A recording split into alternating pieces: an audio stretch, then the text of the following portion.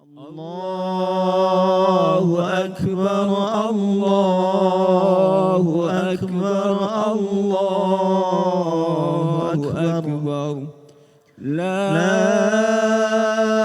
إله إلا الله والله أكبر الله أكبر ولله الحمد.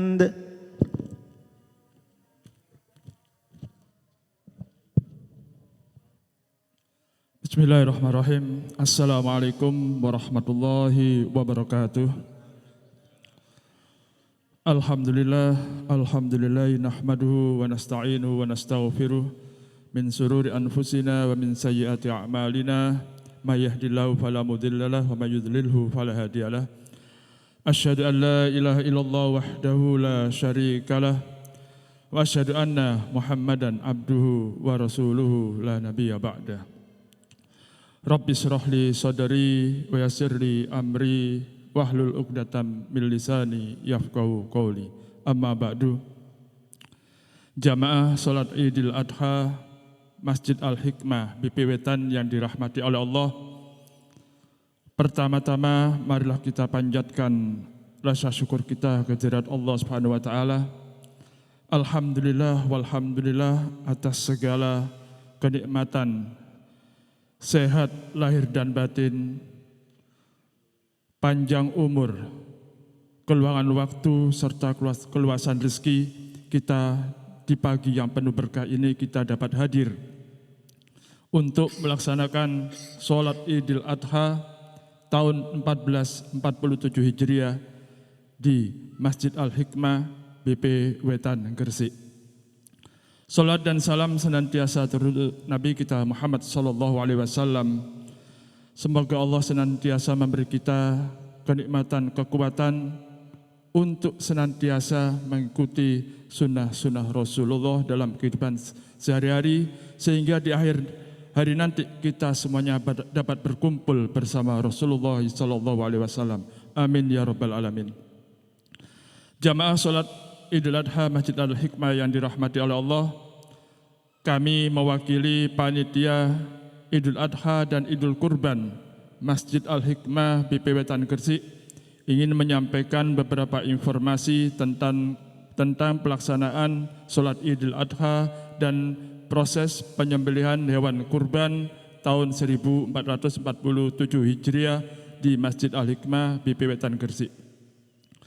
Pertama yaitu untuk imam sholat Idul Adha yaitu Ustadz Khairi Sulaiman, dan sebagai khotib pada sholat Idul Adha 1447 Hijriah adalah Ustadz Suwito dari Lamongan.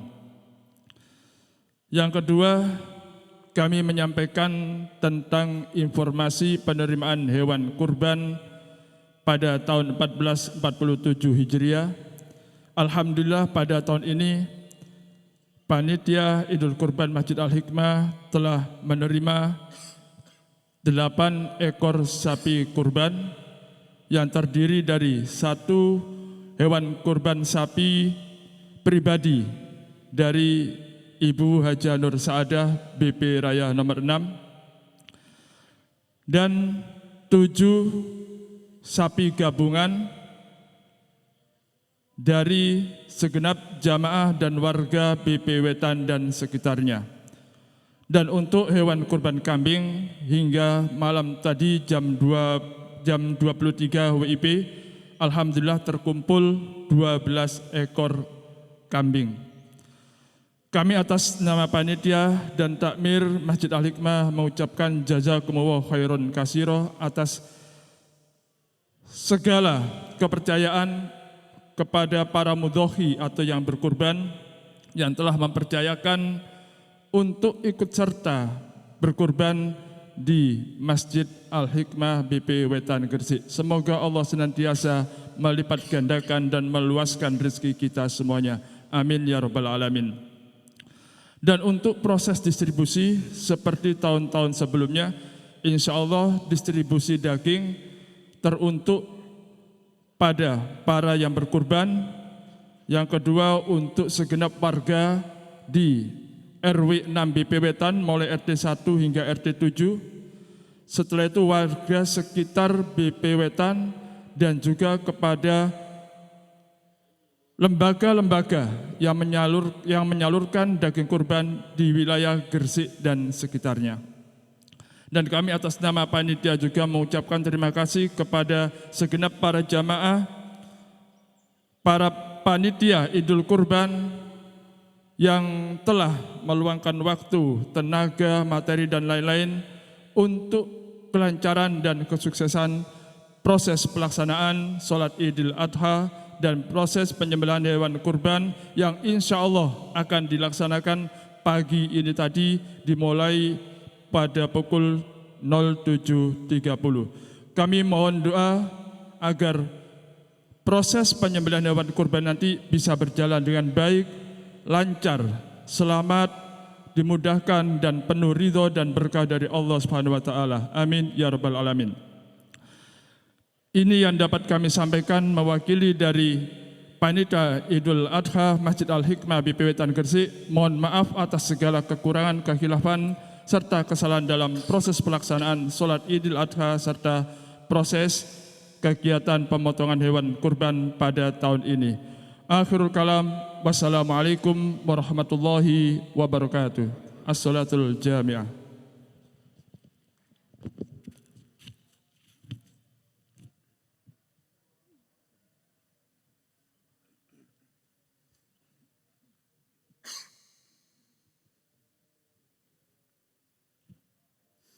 Istawu wa'tadilu, istaqimu sufufakum suddul khalal. Kalau saf depan yang masih kosong segera diisinya.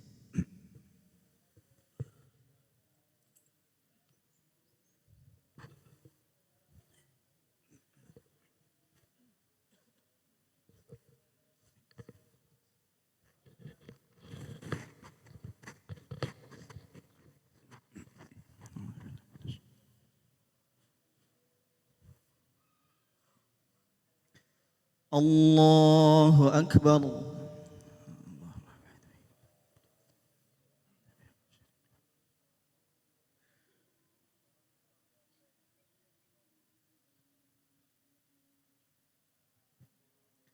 Allahu Akbar.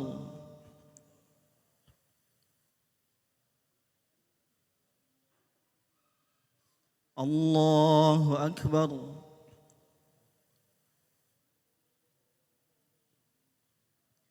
Allahu Akbar.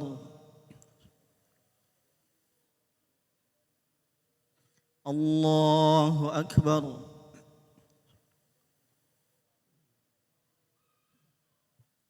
Allahu Akbar. Allahu Akbar. Allahu Akbar.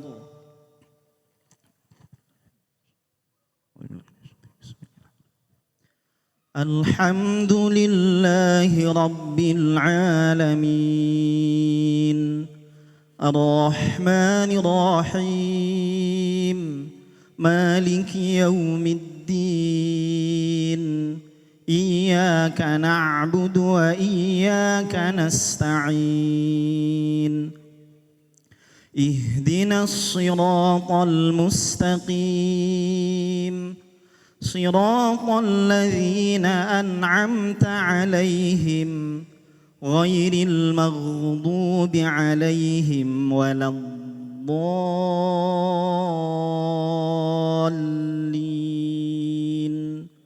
آمين. سبح اسم ربك الأعلى الذي خلق فسوى والذي قدر فهدى والذي أخرج المرعى فجعله غثاء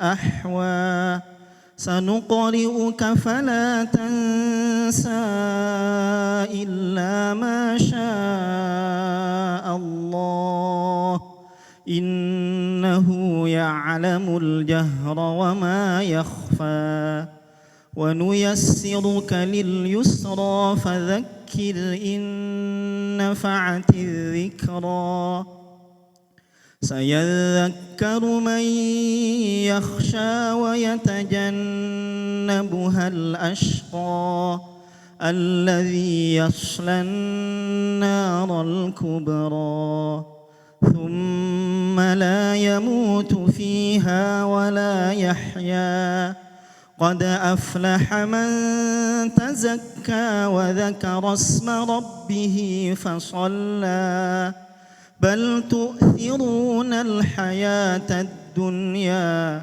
والآخرة خير وأبقى إن هذا لفي الصحف الأولى صحف إبراهيم وموسى.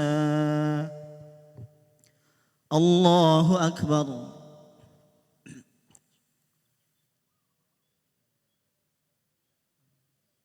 سمع الله لمن حمده.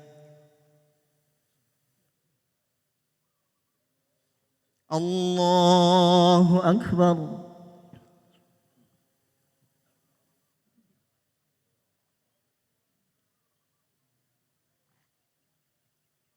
الله أكبر.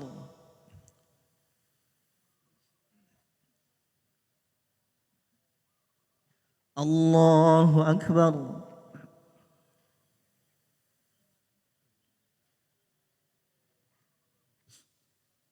الله أكبر.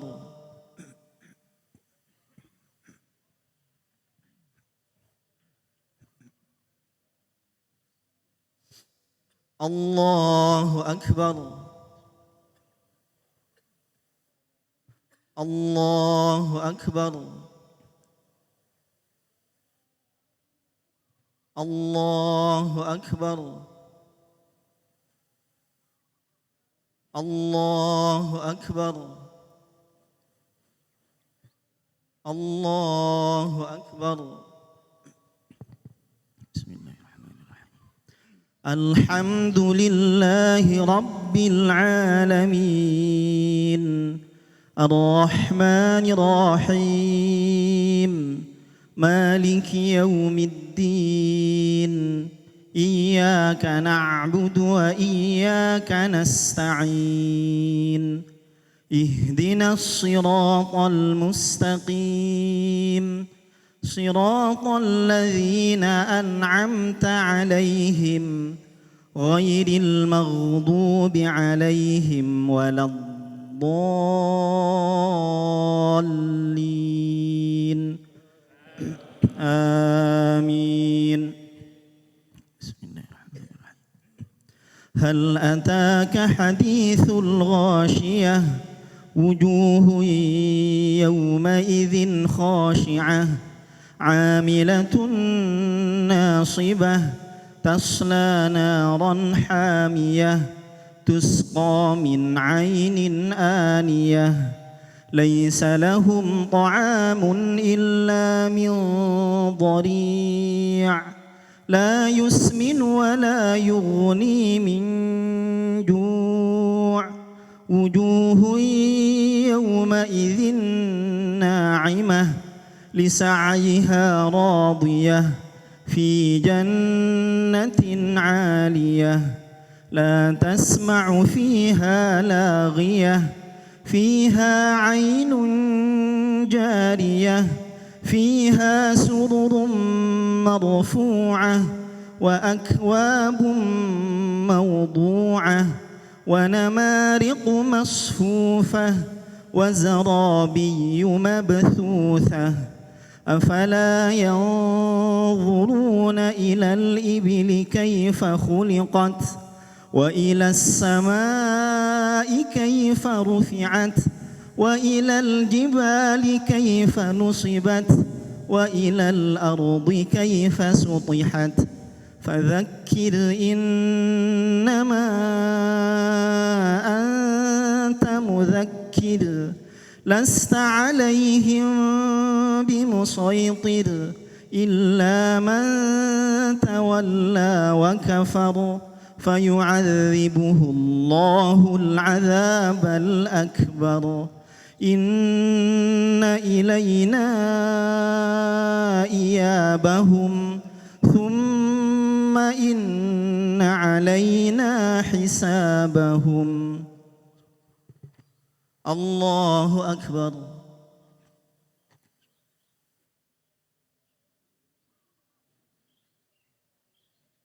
سمع الله لمن حمده. الله أكبر.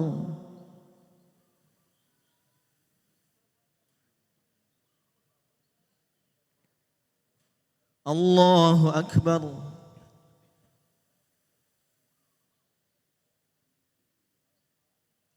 الله أكبر.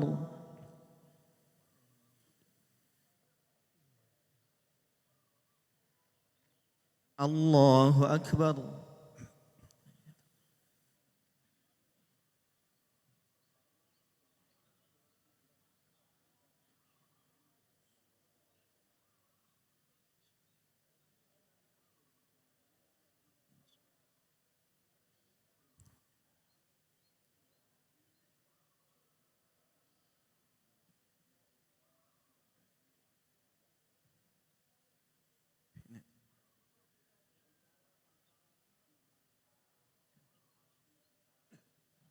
السلام عليكم ورحمة الله. السلام عليكم ورحمة الله.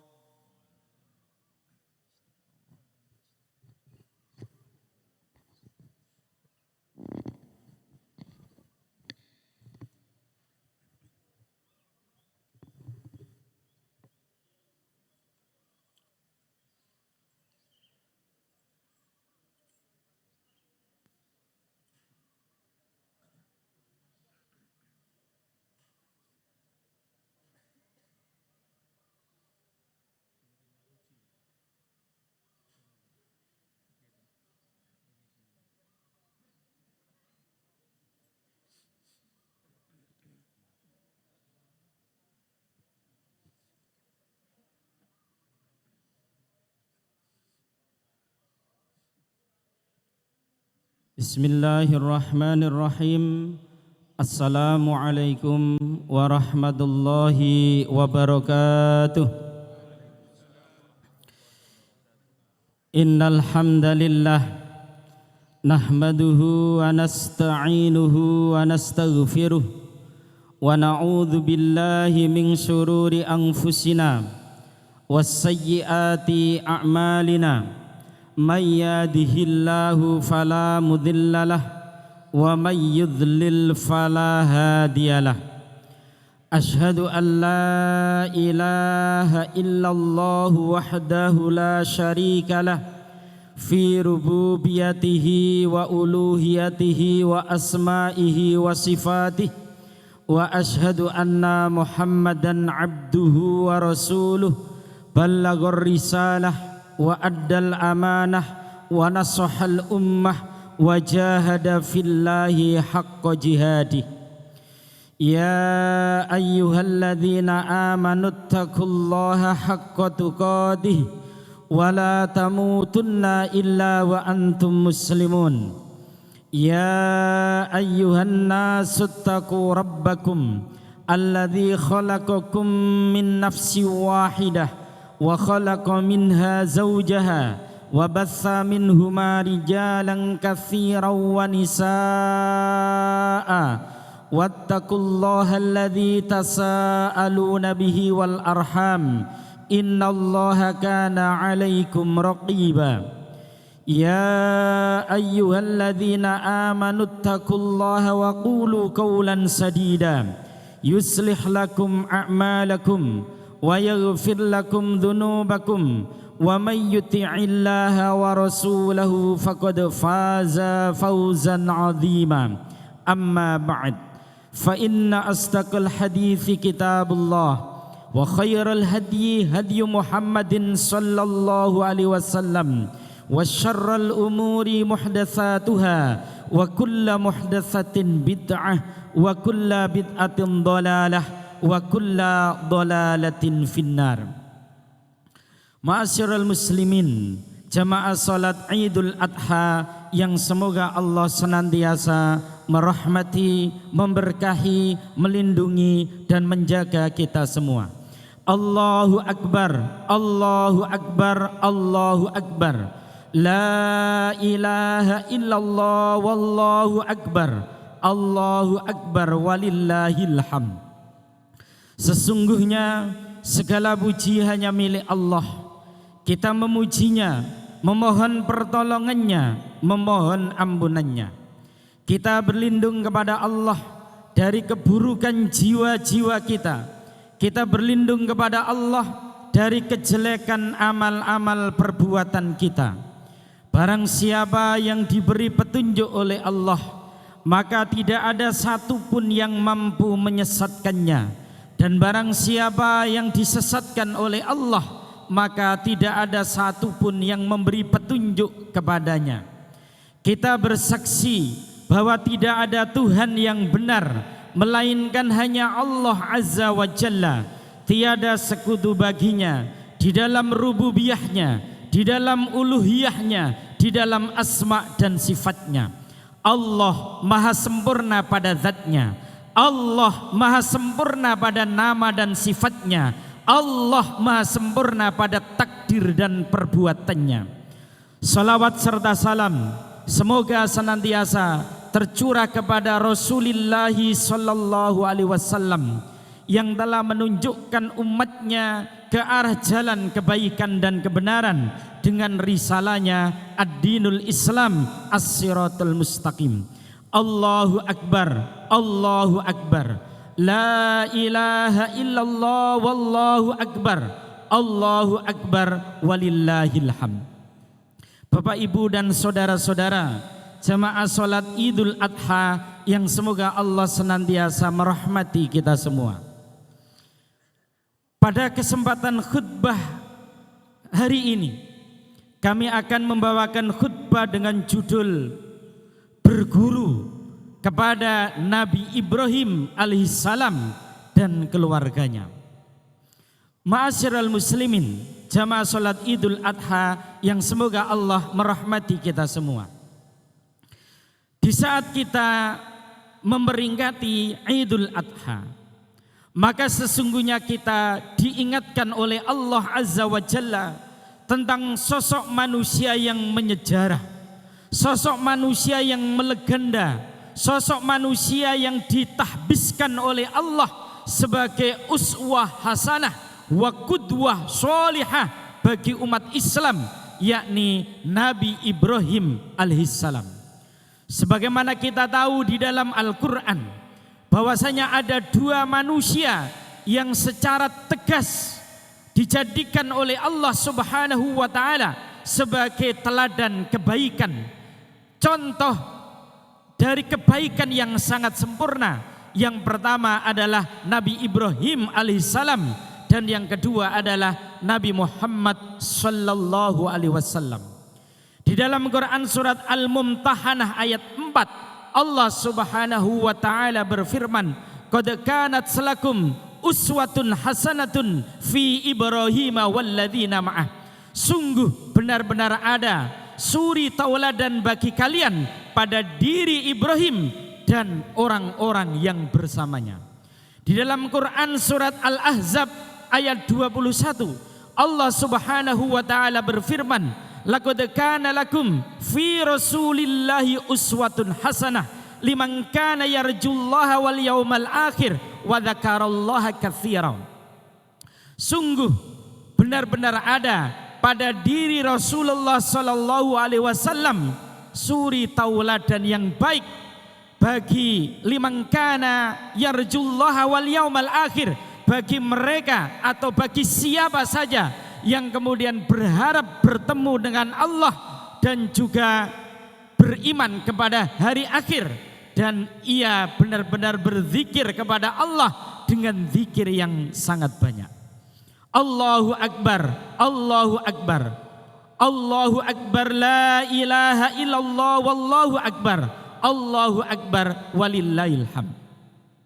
Hadirin, teladan pada Nabi Ibrahim juga teladan pada Nabi Muhammad sallallahu alaihi wasallam benar-benar sempurna dan paripurna.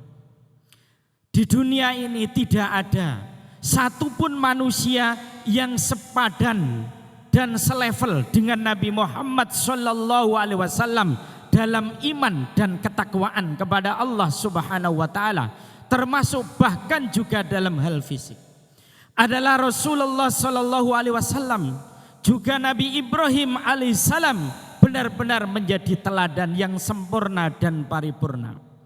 Ketika beliau berdua menjadi anak, maka sesungguhnya beliau berdua sangat taat dan patuh kepada orang tuanya dan hormat serta memuliakan kepada mereka yang lebih tua. Ketika menjadi remaja atau pemuda, benar-benar lurus perilakunya. Ketika kemudian menjadi suami, benar-benar dibanggakan oleh istri-istrinya. Ketika menjadi bapak, benar-benar dibanggakan oleh anak-anaknya. Ketika menjadi kakek, benar-benar diidolakan oleh cucu-cucunya. Nabi Muhammad sallallahu alaihi wasallam, demikian juga Nabi Ibrahim alaihissalam adalah imam masjid yang sangat fasih dalam tilawatul Quran. Beliau berdua juga tidak sekedar menjadi imam masjid, juga menjadi kepala negara yang adil dan bijaksana, menjadi hakim yang sangat adil dan bijaksana, bahkan juga menjadi komandan perang yang gagah berani, sehingga keteladannya memang luar biasa. Demikian juga Nabi Muhammad sallallahu alaihi wasallam juga pernah menjadi seorang entrepreneur yang sukses, yang benar-benar luar biasa, bisa menjadi teladan bagi pengusaha-pengusaha muslim. Inilah di antara keutamaan dan keistimewaan Nabi Muhammad sallallahu alaihi wasallam, juga Nabi Ibrahim alaihissalam yang telah ditetapkan oleh Allah menjadi uswah hasanah wa qudwah sholihah bagi kita semuanya. Allahu Akbar, Allahu Akbar, Allahu Akbar walillahil hamd. Selanjutnya, di antara teladan yang bisa kita ambil banyak pelajaran pada diri Nabi Ibrahim dan orang-orang beriman yang bersamanya adalah ada 5. Yang pertama, beliau adalah pejuang tauhid. Beliau adalah muwahhid, al-mu'min, al-muwahhid, yakni orang beriman yang benar-benar mentauhidkan Allah Subhanahu wa taala. Sebagaimana kita tahu bahwasanya medan dakwah Nabi Ibrahim alaihissalam secara global ada pada 3 wilayah. Yang pertama adalah Babilonia yang ada di Irak. Yang kedua adalah Palestina. Yang kemudian yang ketiga adalah Makkah al-Mukarramah. Di Babilonia yang saat ini dikenal dengan Irak, kita tahu Nabi Ibrahim alaihissalam melalui narasi sejarah betul-betul menghadapi tantangan dakwah yang luar biasa dari Raja Namrud ketika itu bersama rakyatnya yang semuanya adalah musyrik menyekutukan Allah Subhanahu wa taala. Rakyat Babilonia ketika itu yakni menyembah kepada Namrud, juga menyembah pada patung-patung. Dan ketika Nabi Ibrahim berdakwah berpuluh-puluh tahun, maka sesungguhnya tak satu pun di antara rakyat Babilonia yang kemudian menerima dakwanya Nabi Ibrahim. Yang kemudian pada titik klimaksnya Nabi Ibrahim itu menghancurkan seluruh patung-patung yang disembah oleh Namrud, juga rakyat Babilonia ketika itu. Yang akhirnya ringkas ceritanya, kemudian Nabi Ibrahim itu ditangkap. Setelah ditangkap kemudian dieksekusi bakar. Dan ketika itu rakyat Babilonia dan juga Raja Namrud ketika itu betul-betul menempatkan Nabi Ibrahim sebagai common enemy, musuh bersama. Tidak hanya pada satu kabupaten, tidak hanya pada satu provinsi, bahkan satu negara. Dan ketika Nabi Ibrahim alaihissalam dieksekusi bakar, yang ketika kayu bakarnya saat itu menggunung luar biasa, sampai menurut Al-Imam Al-Hafidh Ibnu Katsir itu seandainya ada seekor burung yang kemudian terbang di atas jilatan api itu, maka bisa dipastikan seekor burung itu pasti akan jatuh dan akhirnya mati. Ma'asyiral muslimin, jamaah salat Idul Adha yang dirahmati oleh Allah, saat itu Nabi Ibrahim alaihissalam hanya pasrah kepada Allah Subhanahu wa taala dan hanya minta pertolongan kepada Allah, yang kemudian di antara kalimat Nabi Ibrahim itu kemudian sampai kepada kita, diabadikan oleh Allah di dalam Al-Qur'an. Hasbunallah wa ni'mal wakil, cukup bagi Allah, cukup bagi Allah untuk kami sebagai sebaik-baik penolong. Yang kemudian api yang membakar Ibrahim itu, Allah Subhanahu wa taala berfirman kepadanya, ya narukuni bardan wasalaman ala Ibrahim, wahai api jadilah kamu dingin dan jadilah menjadi keselamatan bagi Ibrahim. Namun hadirin sekalian, sebagaimana kita tahu, meskipun Nabi Ibrahim kemudian selamat atas izin Allah, yang api itu menjadi dingin dan menjadi keselamatan bagi Ibrahim alaihissalam, dan itu Namrud melihat di depan mata kepalanya. Rakyat Babilonia juga melihat secara langsung dengan mata kepala mereka. Namun ternyata mereka semua juga tidak kunjung beriman kepada Nabi Ibrahim alaihissalam dan risalah Islamiyah yang dibawa oleh Nabi Ibrahim. Yang selanjutnya Nabi Ibrahim itu kemudian hijrah ke Palestina. Di Palestina juga beliau menegakkan tauhid, sampai kemudian Nabi Ibrahim diperintahkan oleh Allah Subhanahu wa taala untuk kemudian pindah tempat atau kemudian melakukan satu bentuk daripada rihlah ruhaniyah menuju ke Mekkah Al-Mukarramah, yang hari ini disebut Mekkah Al-Mukarramah, yang di situ juga kita tahu perjuangan untuk menegakkan tauhid yang luar biasa. Kenapa ini menjadi teladan utama yang harus kita pahami, yang harus kita pedomi, yang harus kita amalkan? Karena sesungguhnya tugas pertama dan utama dalam hidup kita adalah al-himayatu ala tauhid, yakni menjaga kemurnian tauhid.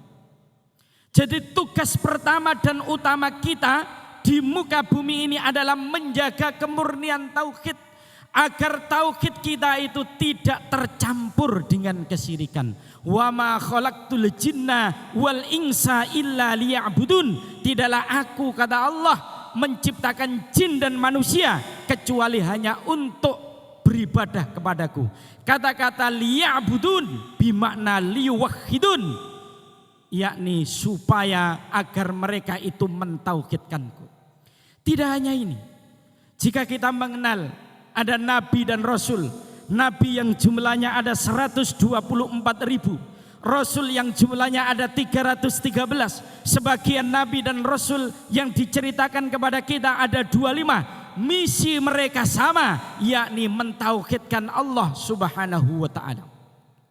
Kemudian juga Allah Subhanahu wa taala menurunkan 104 kitab. Yang 104 kitab itu kemudian seluruh isi kebaikannya dan kebenarannya itu tertuang pada 4 kitab, yakni Zabur, Taurat, Injil, dan Al-Quran. Dan ketika Al-Quran itu telah diturunkan oleh Allah, seluruh isi yang ada dalam Zabur, seluruh isi yang ada dalam Taurat, seluruh isi yang ada dalam Injil, itu semuanya kebenaran dan kebaikannya sudah terekam dan teringkas di dalam Al-Quran. Al-Quran yang berisi 114 surat, kemudian 30 juz, 6.666 ayat, itu intinya ada pada surat Al-Fatihah. Sedangkan surat Al-Fatihah yang jumlahnya ada 7 ayat, itu intinya ada iyyaka na'budu wa iyyaka nasta'in. Hanya kepadamu ya Allah kami menyembah, dan hanya kepadamu ya Allah kami mohon pertolongan. Itu menunjukkan adalah tauhid, yakni kemurnian tauhid. Sehingga inti kehidupan ini tauhid. Inti diciptakan langit dan bumi dengan segala isinya adalah untuk mentauhidkan Allah. Termasuk tujuan hidup kita adalah untuk mentauhidkan Allah. Diutusnya Nabi dan Rasul untuk mentauhidkan Allah. Diturunkannya 104 kitab itu juga untuk mentauhidkan Allah subhanahu wa ta'ala. Karena ketika seorang hamba itu syirik, na'udzubillah min dzalik, amat sangat membahayakan hidup. Syirik itu merusak kehidupan. Syirik itu merusak iman. Syirik itu menghancurkan seluruh amal kebaikan kita. Maka marilah momentum Idul Adha ini kita kemudian terus berusaha memurnikan tauhid kita agar Allah subhanahu wa ta'ala menggolongkan kita termasuk orang-orang yang solihin dan solihat. Di antara kesyirikan yang harus kemudian kita jauhi adalah syirkul akbar wa syirkul asghar. Sedangkan syirik akbar itu jumlahnya ada 4. Yang pertama adalah asyirku fid du'a. Yang kedua adalah asyirku fin niyah. Yang ketiga adalah asyirku fil mahabbah. Yang keempat adalah asyirku fit ta'ah. Untuk syirik yang pertama adalah syirik dalam doa. Bagaimana bentuk syirik dalam doa? Yakni ketika seorang hamba itu berdoa kepada selain Allah. Atau dia berdoa kepada Allah, pada saat yang sama dia juga berdoa kepada selain Allah. Di antara yang saat ini sedang viral adalah ucapan salam lintas agama. Ketika kita diajari dalam syariat kita, Assalamualaikum warahmatullahi wabarakatuh, itu adalah sudah salam yang sempurna dan paripurna, di mana kita minta kepada Allah keselamatan, minta kepada Allah rahmat, minta kepada Allah barokah, yang itu kemudian baik zahir kita maupun batin kita, baik kita berada di pagi hari maupun di siang hari maupun di malam hari. Dan itu adalah sudah salam yang sempurna yang telah Allah ajarkan kepada Nabi Adam alaihissalam sejak manusia ini ada di muka bumi ini, dan itu juga menjadi syariat Nabi Muhammad SAW. Tapi anehnya kemudian ada orang menambahi dengan salam lintas agama, dengan menyebut salamnya Kristen, dengan menyebut salamnya Yahudi, dengan menyebut salamnya Hindu, dengan menyebut salamnya Buddha, dengan menyebut salamnya Konghucu dan lain sebagainya. Selintas seakan-akan baik yang menunjukkan kerukunan beragama, tapi sesungguhnya ini adalah membahayakan iman dan akidah. Kenapa? Karena sesungguhnya akhirnya akidah kita tercampuri dengan kesyirikan. Ketika orang itu mengucapkan selamat-selamatnya orang Kristen maupun Protestan, itu sama halnya dengan dia minta kepada Bapa Allah di surga ataupun Yesus Kristus untuk kemudian menurunkan keselamatan dan keberkahan dalam majelis tersebut. Demikian juga ketika seseorang itu mengucap salamnya orang-orang Yahudi, dia sama halnya dengan minta kepada Yahweh ataupun mungkin Dajjal sebagai Tuhannya orang Yahudi, supaya kemudian menurunkan barokah dan juga keselamatan pada majelis tersebut. Demikian juga selanjutnya. Maka ini diantara yang harus kita waspadai. Seakan-akan baik, akan tetapi justru merusak iman dan merusak tauhid kita.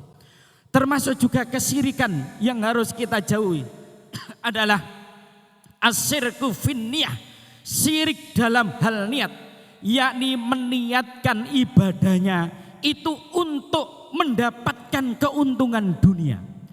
Dia rajin sholat, ternyata tujuannya adalah biar jenjang karirnya itu naik, biar proyeknya itu kelar. Dia rajin tahajud, ternyata biar bisnisnya itu lancar. Dia rajin sholat duha, rajin mungkin sedekah, akan tetapi ternyata niatnya adalah untuk mendapatkan keuntungan dunia. Itu termasuk juga kesyirikan, dan Allah subhanahu wa ta'ala tidak mau ridhonya itu disejajarkan dengan kepentingan dunia. Quran surat Hud ayat 15.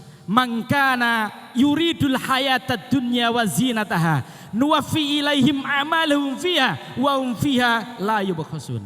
Kelak ada di antara manusia, naudzubillah min dzalik, di akhirat yang kemudian dia itu kemudian minta pahala dari tahajudnya, minta pahala dari sholat jamaahnya, minta pahala dari puasanya, dari hajinya, dari umrohnya, bahkan mungkin dari dakwanya, bahkan mungkin dari jihadnya, minta pahala dari Allah, minta surganya Allah. Akan tetapi kemudian naudzubillah min dzalik, Allah Subhanahu wa taala mengatakan kepadanya, bukankah ibadah-ibadahmu itu kamu tujukan dan kamu niatkan bukan untuk mencari ridhoku, bukan untuk mencari ampunan dan rahmatku, tapi engkau niatkan untuk kepentingan dunia.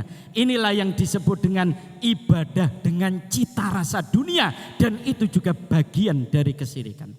Termasuk juga yang harus kita jauhi adalah syirkul asghar. Yang syirkul asghar adalah ar-riya was sum'ah, yakni minta atau ingin dipuji manusia, gila popularitas, dan juga sum'ah, memperdengar-dengarkan amal, minta untuk supaya manusia memuji dan menyanjungnya. Maka perkara ini juga merusak akidah dan juga tauhid seseorang. Yang kedua adalah berbaik sangka kepada Allah Subhanahu wa taala. Yang dalam pelajaran ini bisa kita ambil adalah betapa Nabi Ibrahim alaihissalam ketika istrinya Hajar itu mempunyai anak yang bernama Ismail yang masih merah, bayi yang belum disapi, yang akhirnya kemudian Allah memerintahkan melakukan satu perjalanan dari Palestina menuju Mekah. Padahal ketika itu hadirin sekalian, perjalanan dari Mekah ke Palestina, dari Palestina menuju ke Mekah itu membutuhkan waktu 1 bulan perjalanan. Yang Nabi Ibrahim naik gunung, turun gunung, naik bukit, turun bukit. Yang kemudian terakhir itu berada di satu lembah, biwadin ghairi dzi zar'in inda baitikal muharram, di satu lembah yang tidak ada tumbuh-tumbuhan, yang tidak ada rumah, yang tidak ada manusia. Dan Nabi Ibrahim kemudian meninggalkan istrinya dan juga anaknya yang dibekali dengan makanan dan minuman. Ketika makanan dan minuman itu dikonsumsi, itu habis dalam durasi waktu 2 hari. Ketika itu tiba-tiba setelah Nabi Ibrahim itu meletakkan istrinya di lembah yang tidak ada tumbuh-tumbuhan, tidak ada rumah, tidak ada siapapun ketika itu, Nabi Ibrahim kemudian meninggalkan begitu saja. Istrinya Hajar itu kemudian bertanya, hai Ibrahim, aina tadhhab? Hai Ibrahim, hendak kemana kau? Kemudian Ibrahim diam. Sampai pertanyaan 3 kali, namun Ibrahim diam. Sayyidah Hajar sebagai wanita yang sholihah ketika itu kemudian langsung tahu bahwa ini bukan keinginan dirinya sendiri. Akhirnya untuk menegaskan itu, Sayyidah Hajar bertanya, Allahu amaraka bihada, wahai Ibrahim, apakah Allah memerintahkan kamu dengan meninggalkan kami di lembah yang tidak ada tumbuh-tumbuhan dan tidak ada penghuni sama sekali? Kemudian Nabi Ibrahim membenarkan. Setelah itu Sayyidah Hajar sebagai istri yang solehah mengatakan, jika memang Allah Subhanahu wa ta'ala ini adalah memerintahkan engkau dan diriku untuk kemudian diriku engkau tinggalkan bersama bayi merah ini, maka kami yakin Allah tidak akan menyia-nyiakan kami. Ini menunjukkan pelajaran berbaik sangka kepada Allah Subhanahu wa ta'ala. Hadirin jamaah Idul Adha yang semoga Allah merahmati semua. Kita enggak sanggup membayangkan seandainya Sayyidah Hajar itu bukan istri solihah. Kira-kira ngene omongannya Bapak Ibu. Kon niku wong lanang bento gitu ya. Masa meninggalkan kami di tempat tiada penghuni, tiada tumbuh-tumbuhan, tiada manusia, yang kemudian hanya dibekali dengan makanan dan minuman, habis untuk dimakan 2 hari. Tapi karena Sayyidah Hajar ini wanita abidah wasolihah, ahli ibadah lagi solihah, maka beliau yakin bahwasanya Allah tidak menyia-nyiakan beliau. Dan ini juga yang harus kita tanamkan kepada diri kita. Ketika kemudian kita berkomitmen menjalankan syariat Islam, kita berkomitmen sholat, kita berkomitmen puasa, kita berkomitmen haji, umrah, sedekah, dan seluruh dari syariat Islam, pasti Allah tidak mentelantarkan diri kita. Allah pasti mengurusi urusan dunia kita, urusan agama kita, urusan juga akhirat kita. Dan kita mesti harus berbaik sangka kepada Allah Subhanahu wa ta'ala. Demikian juga seandainya sebuah negara itu juga melaksanakan syariat Islam, hukum-hukum Islam, bisa dipastikan baldatun thayyibatun wa rabbun ghafur, Allah akan mendatangkan keberkahan baik dari langit maupun dari bumi. Kenapa? Karena menjalankan apa yang telah ditetapkan kepadanya. Maka dari sini kemudian kita memahami betapa pentingnya introspeksi diri untuk berbaik sangka kepada Allah. Karena di dalam hadits qudsi Allah Subhanahu wa taala berfirman, "Ana inda dzanni bi wa ana ma'ahu." Aku, kata Allah, sesuai dengan prasangka hambaku. Dan mereka yang berprasangka baik kepada Allah itu juga berpeluang besar dia diwafatkan dalam kondisi husnul khotimah. Di samping dia urusannya akan dibereskan oleh Allah, Allah Subhanahu wa ta'ala akan mewafatkan dalam keadaan husnul khotimah. Sehingga mari kita senantiasa berbaik sangka kepada Allah Subhanahu wa ta'ala. Kemudian yang ketiga, yakni bersungguh-sungguh di dalam mencari rezeki yang halal. Yang diantara kisah yang bisa kita ambil pada diri Ibrahim dan juga keluarganya adalah ketika perbekalan itu habis. Yang kemudian air susu Hajar juga sudah mengering. Ia juga merasakan haus. Bayi Ismail itu juga merasakan haus. Dan akhirnya kemudian menangis meraung yang luar biasa. Bayi itu kehausan untuk minta minum. Dan apa yang dilakukan oleh Sayyidah Hajar? Sayyidah Hajar itu kemudian naik ke atas bukit Sofa. Sambil kemudian meletakkan tangannya itu di atas keningnya. Untuk kemudian supaya terlindungi dari sinar mentari. Untuk melihat-lihat mungkin ada kafilah. Mungkin ada mata air nun jauh di sana. Pandangannya itu tertuju pada bukit Marwah.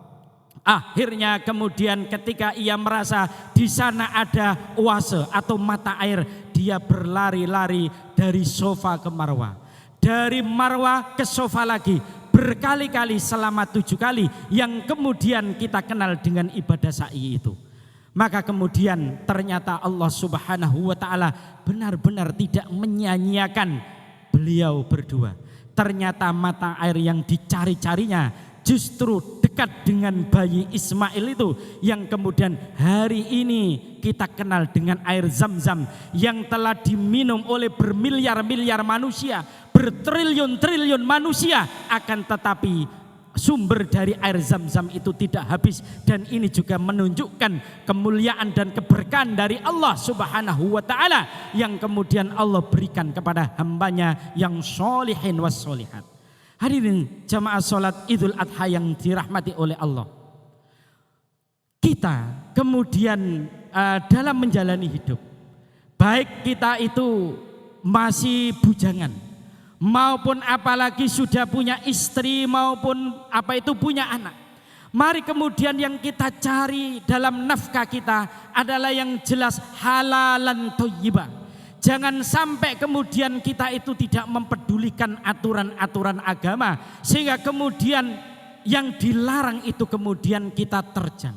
Kita perlu ingat dari peringatan Rasulullah sallallahu alaihi wasallam, kullu lahmin tanbutu min suhtin fannaru aula bih. Setiap daging yang tumbuh dari barang yang haram, fannaru aula bih, maka nerakalah yang layak bagi daging tersebut.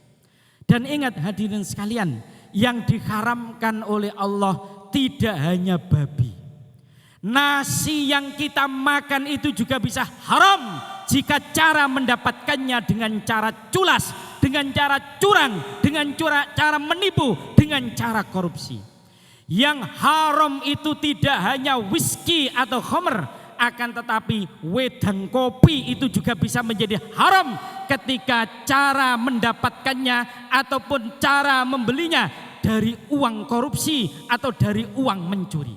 Sehingga yang perlu kita betul-betul kita tandaskan betapa pentingnya kemudian kita memberikan nafkah kepada istri kita, anak kita, suami kita, itu adalah dari halalan thayyibah. Karena ternyata siapa diri kita adalah jawabannya adalah apa yang kita makan. Kalau makanan-makanan itu halal dan thayyib, maka insya Allah akan keluar energi melalui ucapan dan perbuatan kita kepada kebaikan-kebaikan. Kita akan mudah untuk diajak berbuat baik, diajak ketaatan kepada Allah Subhanahu wa ta'ala. Berbeda dengan makanan dan minuman yang haram, maka sesungguhnya energi yang timbul, ucapan dan perbuatan dari energi yang timbul itu adalah itu mengarah kepada kefasikan, mengarah kepada kemungkaran dan lain sebagainya dan lain sebagainya. Bahkan termasuk makanan dan minuman yang haram atau ketika kita mencukupi kebutuhan kita dari perkara-perkara yang haram, itu akhirnya membuat doa-doa kita itu tidak mustajab. Doa-doa kita akhirnya ditolak oleh Allah Subhanahu wa ta'ala. Tidak hanya doa, sholat kita bisa ditolak, puasa kita bisa ditolak, haji kita bisa ditolak, umroh kita bisa ditolak, dan seluruh amal soleh kita bisa ditolak ketika kita memenuhi kebutuhan kita dari perkara-perkara yang diharamkan oleh Allah Subhanahu wa ta'ala. Maka ini pentingnya untuk kemudian bersungguh-sungguh menjemput rezeki Allah dengan cara-cara yang dibenarkan oleh syariat Islam, sehingga halal secara zatnya juga halal secara makna. Teladan yang keempat yakni berkorban karena Allah. Hadirin jamaah salat Idul Adha yang semoga Allah merahmati kita semua. Kita hidup di dunia ini. Dunia ini adalah darul bala. Dunia ini adalah darul ibtila. Dunia ini penuh dengan ujian-ujian. Dan itu adalah konsekuensi logis ketika kemudian kita hidup di dunia ini. Yang sudah ditetapkan oleh Allah di dunia ini adalah sebuah kondisi yang datangnya silih berganti. Kadang kita senang, kadang kita susah, kadang kita tertawa, kadang kita sedih, kadang kita sehat, kadang kita sakit, kadang kita kaya, kadang kita miskin. Itu konsekuensi logis yang telah ditetapkan oleh Allah Subhanahu wa ta'ala. Dan alhamdulillah dalam syariat Islam telah diberikan pedoman supaya kita tetap konsisten menjadi orang baik, yakni ketika kita diberi nikmat oleh Allah, kita kemudian bersyukur kepada Allah. Dan ketika kita diberi ujian, kemudian kita bersabar terhadap ujian itu. Syukur itu kebaikan, kesabaran itu juga kebaikan. Dalam narasi kesabaran itu memang dibutuhkan, yakni berkorban. Sebagaimana yang saat ini insya Allah kita lakukan, yang kemudian kita senantiasa teringat dari perkataannya Abu Hurairah. Ada juga yang meriwayatkan ini secara mausul atau marfu sampai kepada Rasulullah, man kana lau sa'ah walam yudhi fala yaqrabanna musallana. Barang siapa yang kemudian diberi kemampuan dia tidak berkorban, maka jangan dekat-dekat dengan tempat sholat kami. Ternyata dalam hal masalah berkorban tidak hanya masalah kemampuan tapi juga kemauan. Kita lihat hadirin sekalian, ada di antara kemudian saudara-saudara kita yang secara pekerjaan mungkin kita anggap lebih rendah daripada kita, tapi ternyata dia bisa berkorban. Kenapa? Karena dia mempunyai kemauan kuat untuk berkorban. Kami beri contoh misalnya, ini secara sosial saja, bukan kaitannya pandangan agama, secara sosial. Ada mungkin pekerjaannya pemulung, mungkin ada pekerjaannya itu gojek, mungkin ada pekerjaannya itu loper koran, yang kemudian penghasilannya tidak pasti, akan tetapi mereka bisa berkorban, entah itu sapi, entah itu kambing. Akan tetapi ada yang kemudian di antara kaum muslimin yang secara pekerjaannya itu mapan, bahkan itu gajinya itu pasti, bahkan pastinya lebih tinggi daripada yang kita sebutkan tadi. bahkan nuwun sewu, kadang-kadang nuwun sewu saestu, kadang-kadang dia merokok setiap hari. Yang setiap harinya itu habis rokok 1 cepet. Mungkin 1 cepetnya harganya 24.000 atau 25.000. Itu dikalikan 1 bulan, dikalikan 12 dikalikan dengan 30 hari. Setelah itu dikalikan 12 bulan. Dalam durasi 1 tahun iku nek dikumpulno kira-kira wis oleh sapi nek ditukokno.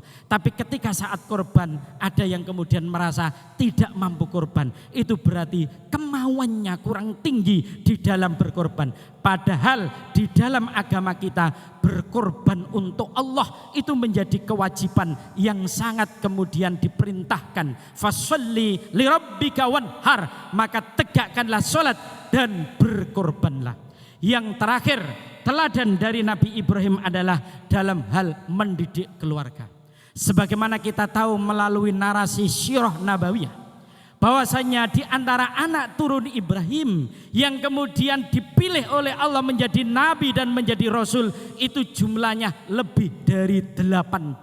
Itu artinya apa? Nabi Ibrahim telah sukses mengantarkan daripada istrinya menjadi istri yang sholihah dan lebih taat kepada Allah. Juga sukses mengantarkan anak-anak dan keturunannya menjadi pribadi sholihin wassolihat, yang itu sebenarnya kewajiban pertama dan utama kita sebagai orang tua terhadap anak-anak kita. Jadi kewajiban pertama dan utama orang tua terhadap anak itu, kita antarkan anak-anak kita menjadi anak-anak yang soleh dan solihah. Itu pertama dan utama. Adapun seandainya anak kita itu mungkin menjadi ustadz atau ustadzah, mungkin menjadi bupati, mungkin menjadi menteri, mungkin menjadi anggota dewan, mungkin menjadi gubernur, bahkan mungkin menjadi presiden, maka jabatan-jabatan sosial itu hanya nilai plus saja. Sehingga soleh plus ustadz atau solihah plus ustadzah, soleh plus lurah, soleh plus camat, soleh plus bupati, soleh plus gubernur, soleh plus anggota dewan, soleh plus polisi, soleh plus jaksa, soleh plus hakim, soleh plus presiden. Hanya nilai plus saja. Kenapa demikian? Karena kalau jabatan-jabatan sosial itu tidak didampingi dengan kesolihan, itu daya rusaknya lebih besar daripada mereka yang tidak mempunyai jabatan sosial. Ustadz, kiai, ulama nek gak soleh iku bingung wong akeh. Nggih napa mboten?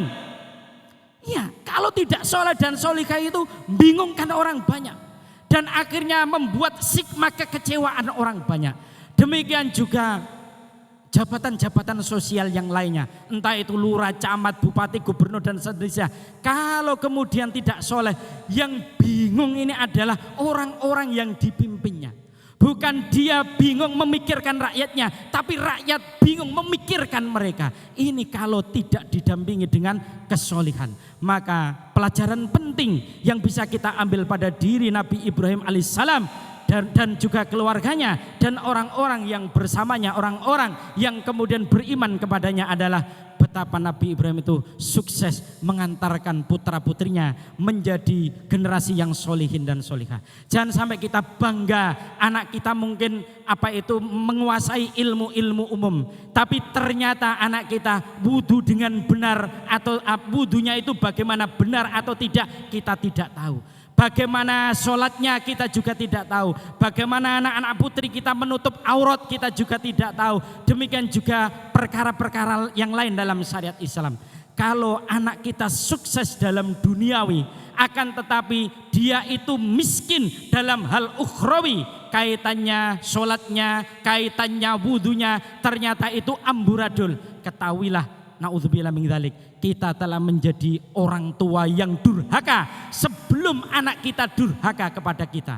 Kita akan menjadi orang tua yang kecelek dan bangkrut. Tidak mungkin anak kita akan mendoakan kita, membahagiakan kita, sedangkan untuk berdoa dan berzikir untuk dirinya sendiri saja tidak bisa. Maka ini pentingnya mengantarkan anak-anak kita menjadi anak yang soleh dan solihah dengan keteladanan kita. Dengan kita pilihkan pendidikan terbaik untuk anak-anak kita. Sedangkan ciri pendidikan terbaik adalah pendidikan yang kemudian mencita-citakan, baik itu komite sekolahnya, baik itu ketua yayasannya, baik itu kepala sekolahnya, baik itu waka-wakanya, untuk mencita-citakan masuk surga. Itu pendidikan yang terbaik. Dan juga yang terakhir adalah tentu saja senantiasa adalah banyak-banyak berdoa kepada Allah. Jangan pernah lepas untuk berdoa kepada Allah Subhanahu wa ta'ala. Dan akhirnya khutbah ini kami tutup dengan berdoa kepada Allah Subhanahu wa ta'ala. Innallaha wa malaikatahu yusalluna 'alan nabi ya ayyuhalladzina amanu sallu alaihi wa sallimu taslima. Allahumma salli ala Muhammadin an-nabiyil ummi wa azwajihi ummahatil mu'minin wa dzurriyyatihi wa ahli baitihi kama sallaita ala Ibrahim wa ala ali Ibrahim innaka Hamidum Majid. Ya Allah ya dzal jalali wal ikram, Allahumma ghfir lil muslimina wal muslimat wal mu'minina wal mu'minat al ahya'i minhum wal amwat innaka qaribum mujibud da'wat ya qadiyal hajat. Allahumma a'izzal islam wal muslimin wa adhillas syirka wal musyrikin wa dammir a'da'aka a'da'ad din wajma' kalimatal muslimina 'alal haqqi ya rabbal alamin. Allahumma ansur ikhwanana al muslimina wal mustad'afina fi Aceh wa fi Sumatera. Allahumma ansur ikhwanana al muslimina wal mustad'afina fi Filistin wa fi Sudan.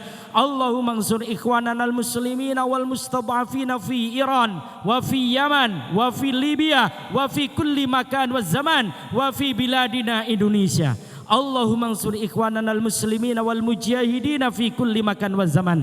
Allahumma thabbit imanahum wa wahhid sufufahum wa anzil sakinata ala qulubihim. Allahumma inna nas'alukal huda wat tuqa wal afafa wal ghina. Allahumma kfina bihalalika an haramika wa bi ta'atika an maksiatika wa bi fadlika amman siwak. Allahumma inna nas'aluka mujibati rahmatik wa azaima maghfiratik wa salamata min kulli ismin wal ghanimata min kulli birrin wal fawza bil jannah wan najata minan nar. Allahumma la tada' lana dhanban illa ghafartah wa la hamman illa farajtah wa la dainan illa qadaitah wa la hajatan min hawaijid dunya wal akhirah illa qadaitaha birahmatika ya arhamar rahimin. Rabbana hab lana min azwajina wa dzurriyyatina qurrata a'yun waj'alna lil muttaqina imama. Rabbana atina fid dunya hasanah wa fil akhirati hasanah wa qina adzabannar. Subhana rabbika rabbil izzati amma yasifun wassalamun alal mursalin walhamdulillahi rabbil alamin. Wassalamualaikum warahmatullahi wabarakatuh.